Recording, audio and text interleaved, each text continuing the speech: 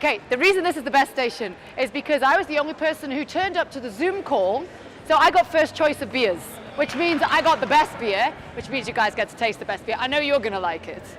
So this is the Hoppy station. It's in a way not the best place to start. This beer might be what's known as a palate wrecker, but it's fine. You drink some water in between. A lot of you have got other beers on the go. Use those as palate cleansers in between. You'll be fine. I'm going to talk a little bit before we open the beers. Otherwise, you guys are just going to drink the beers. I know how this works. You just drink the beers and not listen. You'll just enjoy the beers, which is the most important thing when it comes to beer. The most important thing. So you've got this little, some of you, I think, have got this form.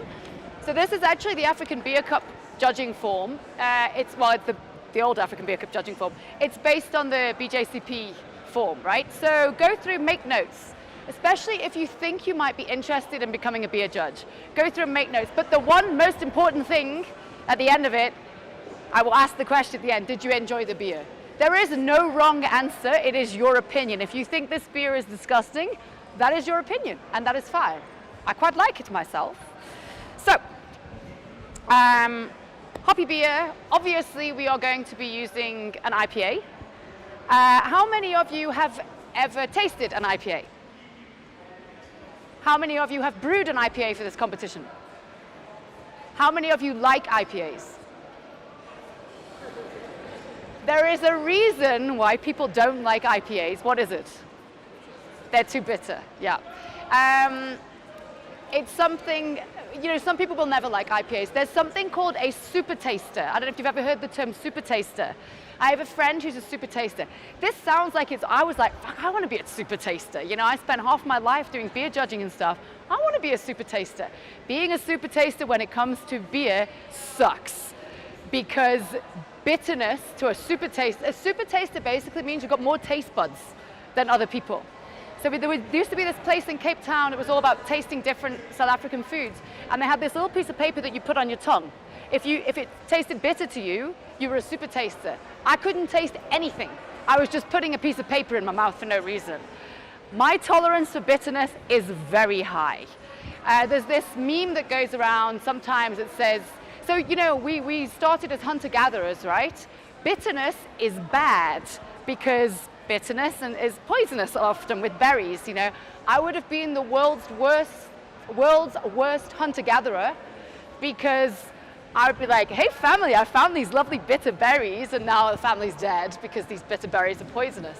And there's this thing that goes around that says if you like IPAs, you're a psychopath.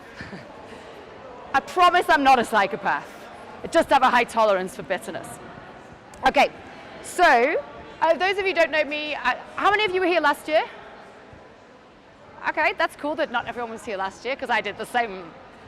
I did the Hoppy beer last year. Different beer though, different beer this year. I'm doing a whole talk tomorrow, so I won't spend hours introducing myself, but I've been a beer judge for about 11, 12 years. I'm an advanced cicerone, which is like a beer sommelier. I'm the only advanced cicerone in Africa, and I run the African Beer Cup. So the sensory and tasting, that I don't brew. I sometimes do collab brews and brewing next week, but generally I don't brew, I drink. Sorry, taste. I taste. Spend a lot of my time tasting. Someone's got to drink the stuff when you guys have brewed it, right? Sorry, I have a tendency to ramble, so I've made notes so I don't ramble. The beer we're going to be tasting is called Jungle Paradise. It's a 7.2% IPA. So it's American style IPA from Afro-Caribbean Brewing Company in Cape Town. It's won a lot of awards. The brewery in general has won a lot of awards. This beer, in particular, has won a lot of awards. I just messaged the brewer this morning to ask for stats, and now I don't know where I've put my phone. I'll find them afterwards. He sent me the hops and the IBUs. Seem to have lost my phone. Quick thing about IPAs. What does it stand for? The mic doesn't work for us, so it's for people. Oh, you can talk into it if you want to. What does it stand for? India Pale Ale. India Pale Ale, not Indian Pale Ale. There is an Indian Pale Ale. It is a Pale Ale that's made by craft breweries in India. But the IPA is India Pale Ale. How many of you got the question right in the quiz yesterday about where it comes from? Do you remember in Troy's quiz there was a question, where does IPA come from? Did you get it right? Where does IPA come from originally? England, yeah. There have been books written about the history of IPA, books written about it. I'm not going to go into all that, but basically they were sending pale ales to India from England, because there was troops and whatever in India, and there's all this stuff that it was especially hopped for this, or they made it high alcohol to survive the journey. That's not how it started. They just sent the beer, and they would find out that when they got there, it wasn't as great as when it left. In 1760, there was this thing that came out that said beers that are traveling, and not just pale ales, porters, everything, needed to be highly hopped. That original IPA has nothing in common with the IPAs that you all know. Because the IPA you know, and I know, and we all love or hate, is an American version. And Americans do everything more. So when you see American in front of something on a beer label, it usually means more hops and more alcohol. So the IPAs that we're used to today, so the original IPA was actually probably around 6%. The English IPA today is a little bit lower, like 5.5% to 6%. Not as, it's still bitter, not as hop forward, not as much aroma, because American hops, as you know, have got these big slap you in the face aromas.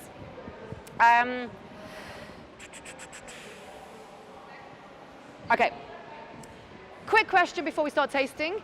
How many sub-styles or how many styles of IPA do you think there are in the BJCP? You know the BJCP, the Beer Judge Certification Program with the style guidelines? How many styles or sub-styles do you think? Throw out a number.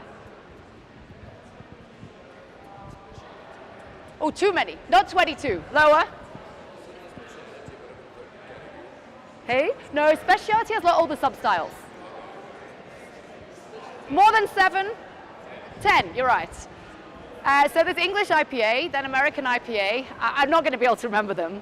Black IPA, white IPA, Belgian IPA, Brut IPA, Rye IPA, Red IPA, Hazy, and I've forgotten the other one. Brown, yes! I bet I won't get that right in the next group. Of all of them, do you know which one's the most popular in the world? Hazy, correct. Do you know why? It's the exact reason you guys don't like IPA. Because it's not bitter. It has become the #1 selling craft beer style in the world. Because it's not so bitter. It has all of that hop flavor without the bitterness. Unfortunately, that's not what I have for you today. You will see from my shirt, I'm not a big fan of hazy IPAs. Not because they're hazy. I don't care if a beer is hazy, but I want my IPA to be bitter. Okay, we're going to start tasting.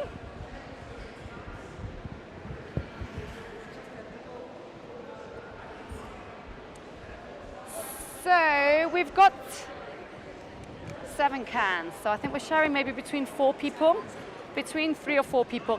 If you know you don't like IPA, pour yourself a little bit. Maybe you'll surprise yourself and you do like IPA. Maybe there's someone sitting next to you who wants to finish the can.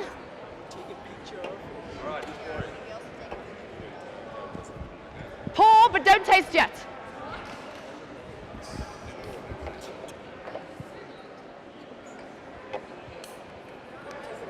So you probably want to pour yourself about this much or less if you know you hate IPAs.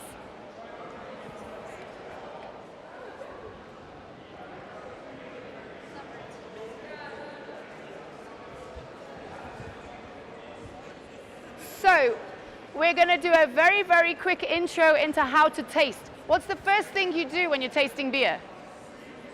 Look at it. What do you notice about this beer? How would you describe the clarity of this beer? Is it completely clear? It's got a little bit of haze to it, right? It's not like a hazy IPA, but it's not completely clear. Why would that be? Anyone? It's not completely clear. It's got a little bit of haze. Why? Because it's not filtered. Why would you not filter an IPA? What does filtering do?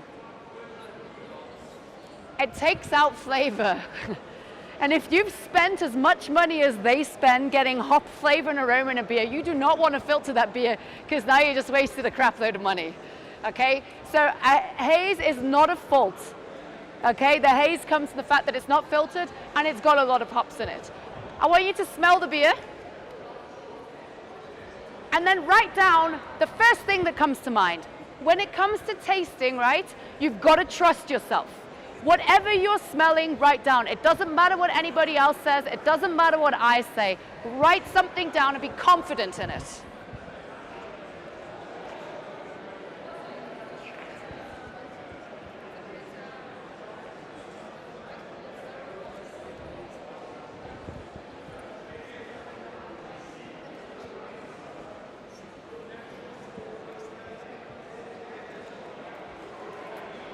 Okay, I'm just going to come around and I just want you to say what you're, and I'm going to shout some of them out. If you've written something ridiculous or you think it's ridiculous, say it anyway.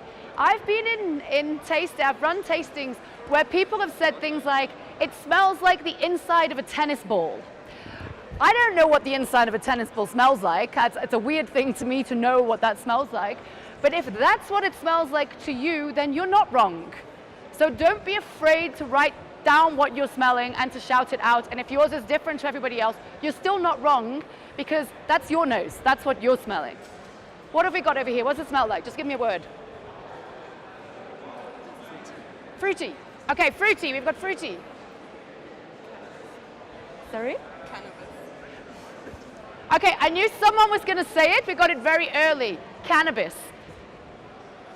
The description on the can describes it as dank. The word dank comes from the smell of weed, right? It's not got any weed in it. You know, hops and cannabis are cousins, right? And there are certain hops that give a dank cannabis flavor. For me, this totally smells like weed, so I completely agree with you. That dankness. Citrus. Okay, I'm also getting citrus. Anyone want to shout something else? Sorry? Fruity. Okay, peach. Okay, good, good. Granadilla. Oh, spicy. I like. Tropical. So this is really great. We've got the different levels. If you come to judging or you're doing sensory analysis on your own beers as well, you start with a basic. Okay, the very bottom would say it's hoppy. I mean, that could be anything. Then you get to fruity, which is the next level up. Then you say citrus, okay? But if you're getting citrus, what kind of citrus? So then you get to nachi, for example. And then you get to fresh nachi or nachi peel. So there's this kind of pyramid, you know, so the base level would be it's hoppy, and then you might say it's dank, and then you say it's cannabis. And if you know a lot about cannabis, you might be very specific about what kind of cannabis it is. I'm not gonna ask you that. Have a taste, if you haven't already.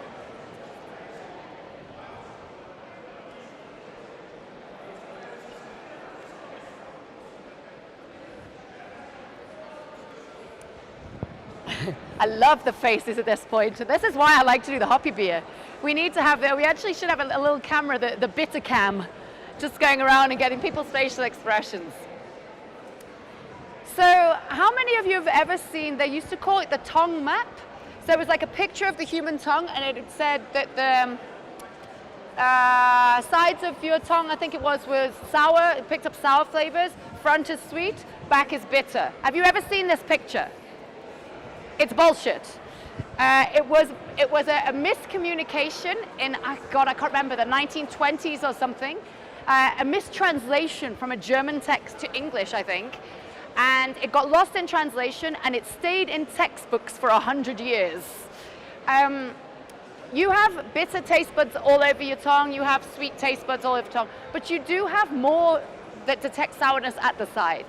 And you do have more that detect bitterness at the back, which is the reason, or the excuse at least, for why in beer tastings, in beer judgings, you don't see a spittoon on the table. People don't spit. You know, in wine tastings, people spit. In beer tastings, people don't spit. Now, the theory's always been because you need to swallow for the bitterness on the back of your tongue. I think also it's more fun to swallow beer than spit it out, really, let's be honest. one of the reasons people drink beer is because it's got alcohol in it. But you don't get that if you spit it out. Okay, I want a show of hands. Do you like the beer? Raise your hand if you do. Okay, I want to know for you personally, how is the bitterness level on a scale of 1 to 5? 5 being, shit, I can't have another, it's like, why would anybody drink this? I can't have another sip. And 1 being, I could have 3 pints, I guess, because the bitterness is fine. So how many of you, for you, is a bitterness level 1? 2? 3? I'd be with you on a 3, because I mean, I love bitter beers, but this is bitter. A 4? A 5? You might be a super taster. There's actually a little test that you can find out if you're a super taster. What flavors are you picking up in the beer? Oh, hang on, I think I'm supposed to give you the mic when you speak, because the people at home can hear. No one else will hear, it's the people listening at home. Okay, so you have what banana taste. Okay. Also taste hot. So you can have first impression of hotness. Okay. And if you this one, then you have your citrusy, then you have your tropical fruits following that. And after that, yeah. So we've got a whole layer of flavors. Banana you said first, and then the hotness. Do you find this quite boozy? You know, I mean, it's 7.2%. There are sometimes beers where they taste like 7.2, and sometimes there are beers where it's covered up. To you, does this taste like it's quite high alcohol? To me, I can taste the booze in this. Yeah, for sure. And then tropical fruits. Is anyone picking up any malt character from this beer? Not really, no. You're going to move there, I think, next, yeah. So Andrew's doing the malty beer. You're going to get all the malt character over there. But this beer really, the malt is there just because you have to have malt, right? Because it's a beer. It's really just there giving the color, the body, the alcohol. There's really no malt flavor because they've used like so much hops in this. I've been given the 5-minute warning. Does anybody have questions about this beer, about IPAs, about judging, tasting, anything along those lines? If you have a question, you've got to ask it in the microphone. With regards to this beer. Sorry? With regards to this beer, just IPA. Whatever, any questions. Okay, so how do we then balance the booziness with the because some of us are booziness, we don't really like it in our Yeah, I mean, this brew... This... It's very difficult to balance that booziness, especially if you want to eliminate it. Do you find it balanced in this? I mean, it's not a balanced beer. It's not supposed to be a balanced beer. It's supposed to be hops. Yeah. But the booziness, do you find balanced? Yeah, I can do it. Yeah. I think, so the question was about how to balance that booziness level. And, you know, you've got to use the malt. I think so hops, yeah, trying to get this into a quick answer. But hops tend to cut through richness in food, the same way acidity does in wine, but also almost within the beer. So that richness of the alcohol. If you had a beer with this much malt, because there's obviously a lot of malt in here because it's 7.2%. If you had a beer with this much malt that didn't have this massive hoppiness, it would be cloying. It would be sweet and it'd be thick and it'd be boozy as all hell. It would taste like a hangover. Basically, impending hangover. So that high level of hopping, and I really want to know what the IBUs. Okay, you know the IBUs, right? The International Bittering Units. So it's a scientific measurement. It's not actually perceived bitterness for you. It's how much hops go in the alpha acid isomerized, blah, blah, blah. But it's always fun to have a guess. So there is not a scale, but above 100, the human palate can't really tell the difference. Above 100 IBUs, it's just fucking bitter. And then you could have 120 or 200, and it would just really taste bitter. So let's say between 1 and 100, have another taste, still gonna have one more sip, and just have a guess what you think the IBUs are. I'm gonna try and find my phone where I have the answer to this question. Concerning me that I don't have my phone. Ah, there it is.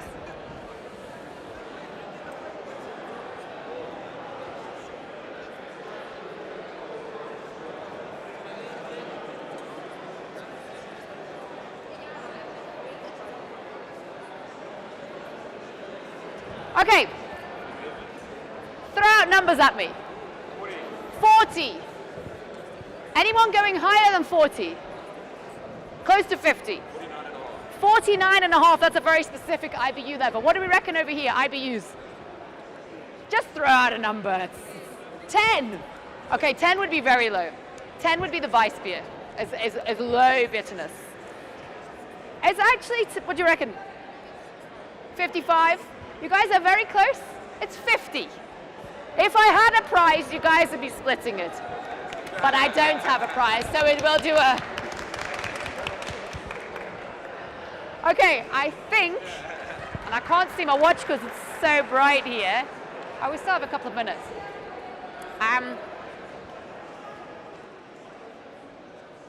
Oh, sorry, I thought I was being waved at to stop. Does anyone have questions about anything? Yeah, you have to ask a question in the... Yeah, so for the tasting, most of you felt the booziness. Now, if I were a judge and I do not feel the booziness, how accurate is my judgment? Because all I feel is like the flavors and everything, but I don't get that alcohol scent. Okay. I can only feel the effect afterwards, after some time. Well, yeah, I know what you mean. After you finished a pint, you'd feel it, right? Okay, so the question was, if some people are picking up the booziness in the beer, and he isn't. As he said, he will pick it up later if he finishes a can of it. But that's fine. You know, people perceive things differently. So just because some people are picking up that booziness and you're not, doesn't mean they're right and you're wrong. And also, as you go on through tasting, you learn to adapt. So you will, maybe you'll go through and you'll find that other people are always like, oh God, this is really boozy, and you don't think so. After a while, it will show you've got basically a higher tolerance for boozy beers, but then you just adjust that when you're tasting. So, you know, if you think it's perfectly fine, everybody else is saying it's really boozy, then you'll say, okay, I don't really get that, but I understand that everyone else does. The same with bitterness. So for you will, if you're judging, it doesn't mean you can't judge beer or you can't assess beer. It just means, well, two things. Either you would request not to judge IPAs, and you can always do that in competitions. You can request not to judge certain styles. If you have very low tolerance for bitterness, you would request rather not to judge IPAs. If you're judging them, when you're judging, it is not about what you like. It's about, is it a good example of what it's meant to be? It doesn't matter whether you like that style. So then you just have to compensate and be like, okay, I know this is bitter, and you'd have to just learn what is too bitter for the style, you know, but you can adjust to the people around you. Yeah, hang on.